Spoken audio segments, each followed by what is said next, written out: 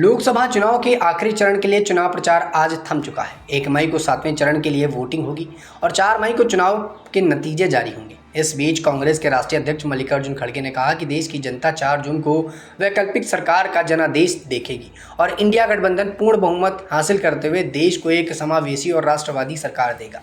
खड़गे ने पीएम मोदी पर निशाना साधते हुए कहा कि प्रधानमंत्री ने पिछले 15 दिनों में अपनी जनसभाओं में 232 बार कांग्रेस का नाम लिया, 758 बार अपना नाम लिया, 573 बार इंडिया गठबंधन और विपक्ष का नाम लिया, लेकिन बेरोजगारी के बारे में एक बार भी बात नहीं की। एक न्यूज़ चैनल को इंटरव्यू में कांग्रेस प्रमुख ने दावा किया कि प्रधानमंत्री ने अपनी सभाओं में एक बार भी बेरोजगारी की बात नहीं की। उन्होंने पिछले 15 दिनों में 232 बार कांग्रेस और 758 बार अपना और 573 बार इंडिया गठबंधन और विपक्ष का नाम लिया। खड़गे ने कहा कि प्रधानमंत्री मोदी चुनाव प्रचार के दौरान 421 बार मस्जिद और मंदिर मस्जिद और समाज को बांटने की बात की। उन्होंने 224 बार मुस्लिम अल्पसंख्यक जैसे शब्दों का भी इस्तेमाल किया, लेकिन चुनाव आयोग ने इस पर कोई कार्यवाही नहीं की। खड़गे ने कहा कि कांग्रेस हमेशा जनता की समस्याओं को ध्यान में रखकर काम करती है। डॉक्टर मनमोहन सिंह प्रधानमंत्री और सोनिया गांधी यूपीए की प्रमुख थी जब हम गरीबों के लिए ऐसी योजनाएं लेकर आए जिसमें गरीबों का फायदा हुआ, लेकिन नरेंद्र मोदी ने बेरोजगारी, महंगाई, आर्थिक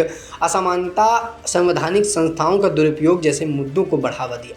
उन्होंने कहा कि हमने इन्हीं मुद्दों के खिलाफ लड़ाई लड़ी है जिसमें जनता का पूरा समर्थन मिला है। इसीलिए मैं अब अपने साथियों को बधाई देता हूं कि निडर होकर लोकतंत्र की रक्षा के लिए खड़े हो जाए।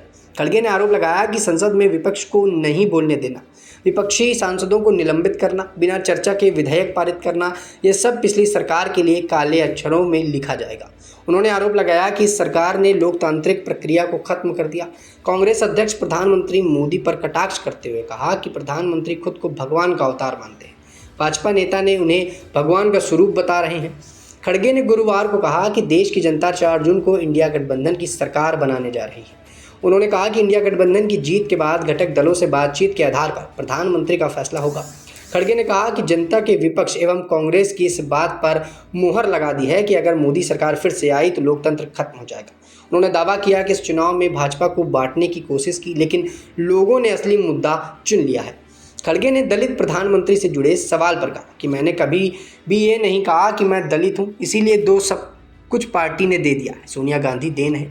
उन्होंने नेता प्रतिपक्ष बनाया और मुझे अध्यक्ष भी बनाया। हमारी पार्टी ने जो भी निर्णय लिया उसी के हिसाब से काम करेंगे।